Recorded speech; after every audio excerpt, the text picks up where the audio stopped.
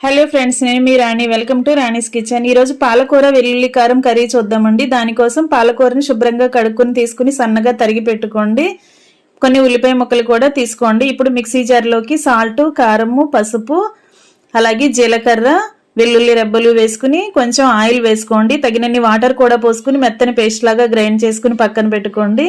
ఇప్పుడు stove on చేసుకుని కళాయి పెట్టుకోండి. 2 గరిటెల ఆయిల్ పోసుకోండి. ఆయిల్ కాగిన తర్వాత పచ్చిశనగపప్పు, ఆవాలు, మినపప్పు, జీలకర్ర, ఎండుమిర్చి, ఉల్లిపాయ ముక్కలు, పచ్చిమిర్చి కూడా వేసుకుని బాగా ఫ్రై అవుతున్నప్పుడు కట్ చేసి పెట్టుకున్న పాలకూరను కూడా వేసుకుని కొంచెంగా సాల్ట్ వేసుకుని మూత పెట్టుకుని మగ్గించుకోండి. బాగా మగ్గిన తర్వాత ముందుగా రెడీ చేసి పెట్టుకున్న వెల్లుల్లి కారాన్ని అలా వేసుకుని తగినన్ని వాటర్ కూడా పోసుకుని కర్రీని బాగా ఉడకనివ్వండి. పాలకూర అంతా బాగా మగ్గి కర్రీ చిక్కబడి దగ్గర పడిన తర్వాత టేస్ట్ చూసుకుని స్టవ్ ఆఫ్ చేసుకుని సర్వ్ చేసుకోండి. మరొక రెసిపీతో మళ్ళీ కలుద్దాం. Thanks for watching.